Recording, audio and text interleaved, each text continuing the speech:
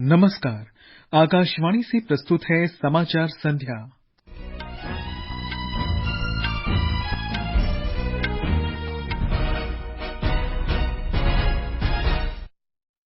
युद्धग्रस्त Israel से 900 से अधिक भारतीय नागरिकों को स्वदेश लाया गया। सरकार ने कहा प्रत्येक इच्छुक व्यक्ति को वापस लाने के लिए उड़ानें जारी रहेंगी।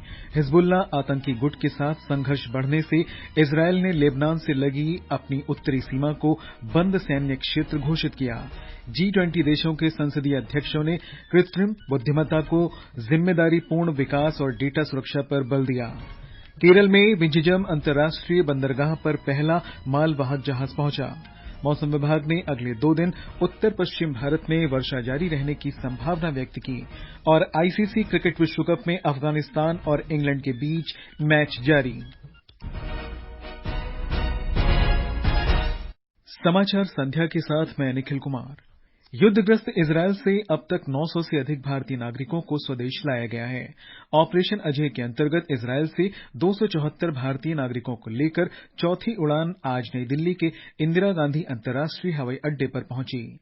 केंद्रीय मंत्री वीके सिंह और कौशल किशोर ने दिल्ली लौटे भारतीय नागरिकों को तिरंगा देकर उनका स्वागत किया। श्री सिंह ने मीडिया से बातचीत में कहा कि जब तक सभी भारतीय वापस नहीं आ जाते, उड़ानें जारी रहेंगी। काफी लोग हैं जो कि वापस आना चाहते हैं, तो पूरा का पूरा ऑपरेशन जो है उसके लिए है। अभी स्पाइस जेट की फ्लाइट आ रही है, यही वापस जाएगी। जैसे जैसे लोग आते हैं जो अपने को रजिस्टर कर रहे हैं, उनको लेकर आ रहे हैं। यहाँ पर मैंने देखा कि रजिस्ट्रेशन भी जल्दी हुआ है। 2014 के बाद मोदी जी के नेतृत्व में भारत सरकार ने एक बहुत बड़ा संदेश जनता को दिया है कि अगर आप दुनिया में कहीं भी फंस जाएंगे तो भारत सरकार आपके बचाव में आपको लेकर आएगी। इससे पहले 197 भारतीय नागरिकों को लेकर तीसरी उड़ान भी आज सुबह दिल्ली पहुंची थी। केंद्रीय मंत्री कौशल किशोर ने भारतीय नागरिकों की अगवानी की थी। एक रिपोर्ट। 18,000 भारतीयों को इजरायल से वापस लाने के लिए केंद्र सरकार ने ऑपरेशन अजय शुरू किया है। भारतीयों को वापस लाने का निर्णय इजरायल और हमास के बीच जारी संघर्ष के बाद लिया गया। विदेश मंत्रालय ने इजरायल और हमास के बीच बढ़ते संघर्ष को देखते हुए 24 घंटे काम करने वाला नियंत्रण कक्ष बनाया है।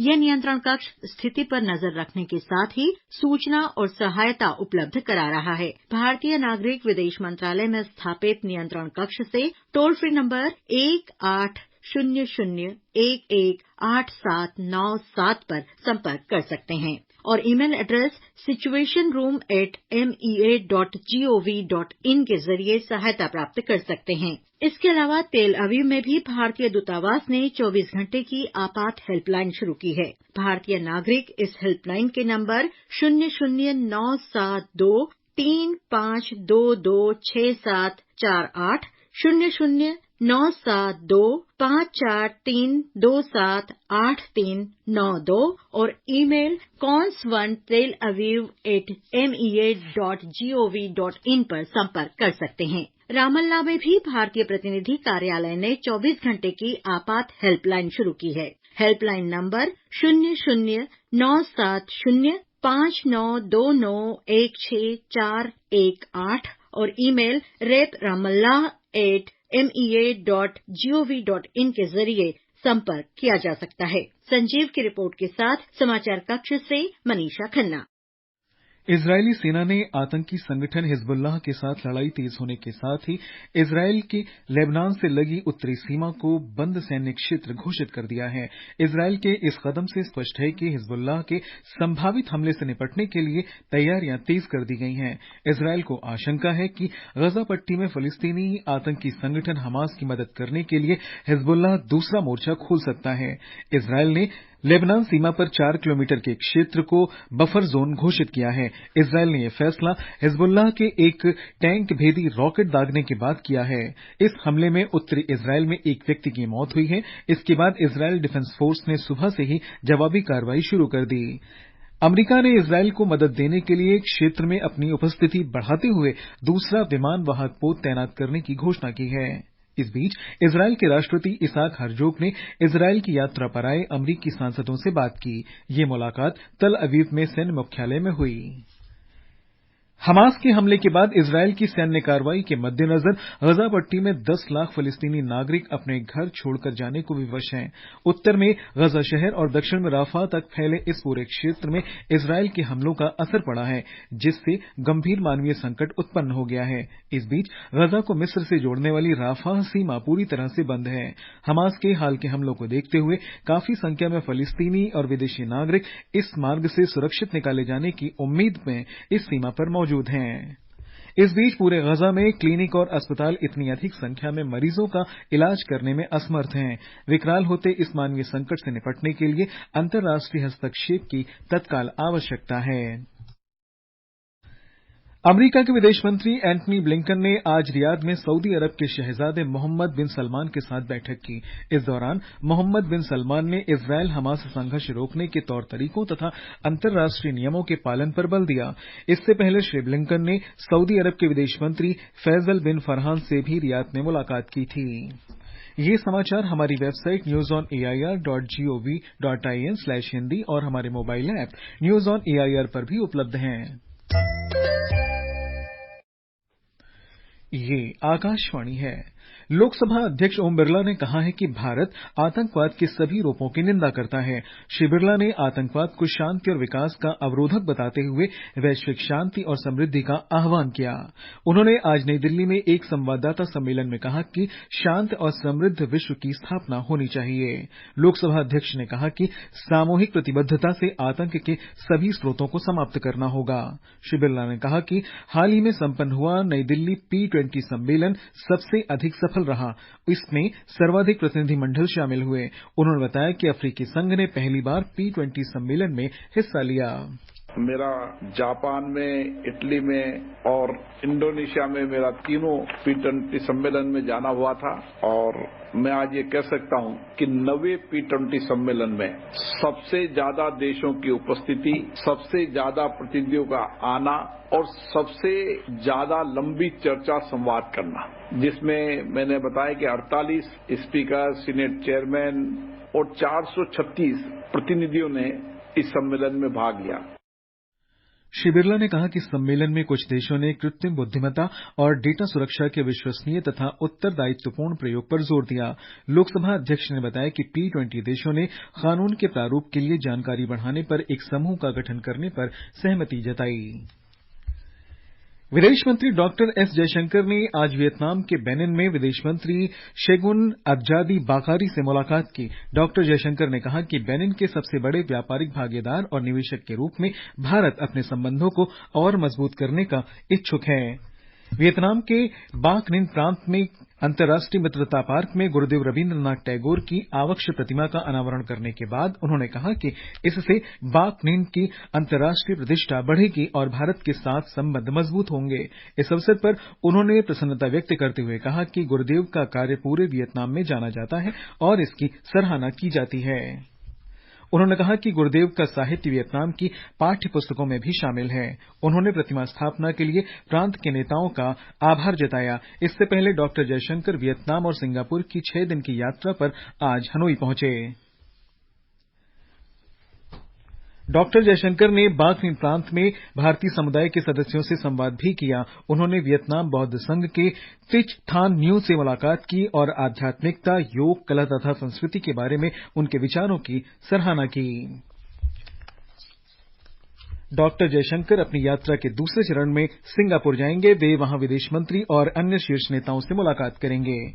ये समाचार आकाशवाणी से प्रसारित किए जा रहे हैं। ताजा समाचार जानने के लिए आप हमारे Twitter handle @AIR News Hindi को फॉलो कर सकते हैं। समाचार संध्या में आपका फिर स्वागत है। केरल के विंझिजम बंदरगाह पर आज पहले जहाज के स्वागत के साथ ही इसकी दशकों पुरानी प्रतीक्षा समाप्त हो गई है। मुख्यमंत्री पिनरई विजयन ने इस महत्वाकांक्षी परियोजना से जुड़े कार्यक्रम का शुभारंभ करते हुए कहा कि ये बंदरगाह राज्य के विकास के लिए बहुत महत्वपूर्ण साबित होगा। केंद्रीय मंत्री वी मुरलीधरन ने कहा कि विंझिजम बंदरगाह नरेंद्र मोदी सरकार के सुशासन का प्रतीक है और सागरमाला परियोजना में शामिल करके इसका शुभारंभ किया गया है। राज्य सरकार ने बंदरगाह पर पहले जहाज के स्वागत के लिए व्यापक प्रबंध किए थे। बंदरगाह पर आज चीन के जहाज झेन हुआ 15 का शानदार स्वागत किया गया। भारत राष्ट्र समिति बीआरएस प्रमुख के चंद्रशेखर राव ने आज राज्य विधानसभा चुनाव के लिए पार्टी के चुनावी घोषणा पत्र को जारी किया। इसमें बीआरएस ने सौभाग्य लक्ष्मी योजना लागू करने का आश्वासन दिया है, जिसके तहत राज्य में प्रत्येक पात्र महिला को प्रतिमाह 3,000 रुपए दिए जाएंगे। घोषणा पत्र में चल रही योजना रायथू बंधु योजना में प्रति एकड़ 16,000 रुपए देने का प्रस्ताव है। इसकी तरह ही सामाजिक कल्याण पेंशन में 5,000 रुपए और दिव्यांगों को 6,000 रुपए प्रतिमाह पेंशन देने की घोषणा की गई है। इसके अलावा सभी पात्र परिवारों को रसोई गैस सिलेंडर 400 रुपए में उपलब्ध कराने का आश्वासन दिया गया है। बीआरएस 119 विधानसभा क्षेत्रों में से 115 उम्मीदवारों की घोषणा कर चुकी है।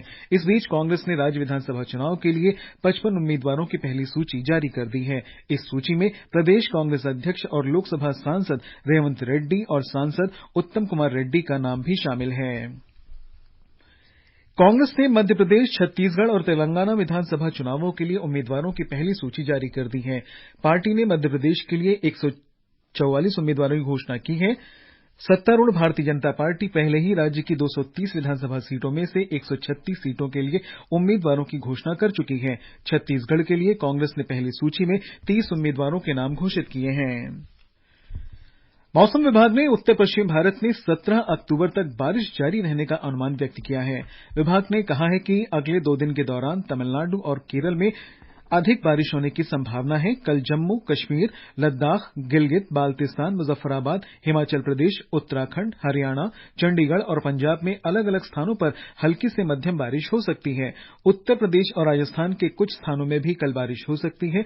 19 अक्टूबर तक अंडमान और निकोबार द्वीप समूह के अधिकांश स्थानों पर हल्की से मध्यम वर्षा होने के आसार हैं। प्रधानमंत्री नरेंद्र मोदी ने नवरात्र के अवसर पर लोगों को शुभकामनाएं दी हैं। प्रधानमंत्री ने सोशल मीडिया संदेश में कहा कि शक्ति प्रदायिनी मां दुर्गा सभी के जीवन में सुख, समृद्धि, सौभाग्य और अच्छा स्वास्थ्य लाएं। श्री मोदी ने देवी दुर्गा के प्रथम स्वरूप माता शैलपुत्री को समर्पित स्तुति भी साझा की। आज से नवरात्र का पर्व देश भर में शुरू हो गया है। गुजरात में नवरात्रि का पर्व पारंपरिक उल्लास के साथ मनाया जा रहा है। ब्यौरा हमारी संवाददाता से। बनासकांठा के प्रसिद्ध अंबाजी मंदिर और पावागढ़ के महाकाली मंदिर समेत राज्य के सभी शक्तिपीठों में श्रद्धालु बड़ी संख्या में पहुंच रहे हैं। इस त्योहार में 9 दिन व्रत रखकर और अपने घरों में गरबो नामक मिट्टी के बर्तन में दिया जलाकर मां अम्बा के विभिन्न अवतारों की पूजा की जाती है। शाम के समय लोग चनिया चोली और केडियू जैसे पारंपरिक पोशाक पहनकर लोक नृत्य गरबा करते हैं। अपर्णा खूंट, आकाशवाणी समाचार, अहमदाबाद।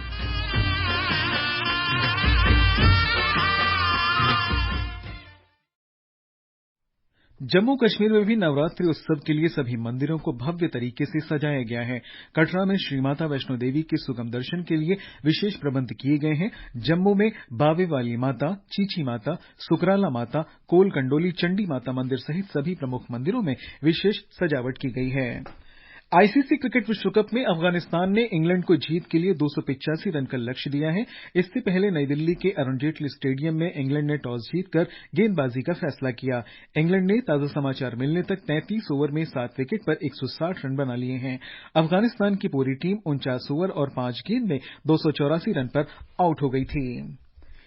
युवा कार्य और खेल मंत्री अनुराग सिंह ठाकुर और दिल्ली के उपराज्यपाल विनय कुमार सक्सेना ने आज नई दिल्ली में दिल्ली हाफ मैराथन एलीट और एमेच्योर को झंडी दिखाई। एक सोशल मीडिया पोस्ट में श्री ठाकुर ने कहा कि इस मैराथन ने जन कल्याण को बढ़ावा देने के लिए स्वस्थ जीवन शैली अपनाने के लिए लाखों लोगों को प्रेरित किया है। असम में विश्व धरोहर स्थल काजीरंगा राष्ट्रीय पार्क आज आधिकारिक रूप से पर्यटकों के लिए खोल दिया गया। पार्क को मानसून के दौरान पर्यटकों के लिए बंद कर दिया गया था। मुख्य पर्यटन स्थल कोहोरा तथा बागोरी के लिए जीप सफारी सेवा शुरू कर दी गई है। और अंत में मुख्य समाचार एक बार फिर। युद्धग्रस्त इजरायल से 900 से अधिक भारतीय नागरिकों को स्वदेश लाया गया। सरकार ने कहा प्रत्येक इच्छुक व्यक्ति को वापस लाने के लिए उड़ानें जारी रहेंगी। हिजबुल्लाह आतंकी गुट के साथ संघर्ष बढ़ने से इजरायल ने लेबनान से लगी उत्तरी सीमा को बंद सैन्य क्षेत्र घोषित किया। G20 देशों के संसदीय अध्यक्षों ने कृत्रिम बुद्धिमत्ता के जिम्मेदारीपूर्ण विकास और डेटा सुरक्षा पर बल दिया। केरल में विंझिजम अंतर्राष्ट्रीय बंदरगाह पर पहला मालवाहक जहाज पहुंचा। और मौसम विभाग ने अगले 2 दिन उत्तर पश्चिम भारत में वर्षा जारी रहने की संभावना व्यक्त की। आईसीसी क्रिकेट विश्व कप में अफगानिस्तान और इंग्लैंड के बीच मैच जारी। इसके साथ ही समाचार संध्या का ये अंक समाप्त हुआ। नमस्कार।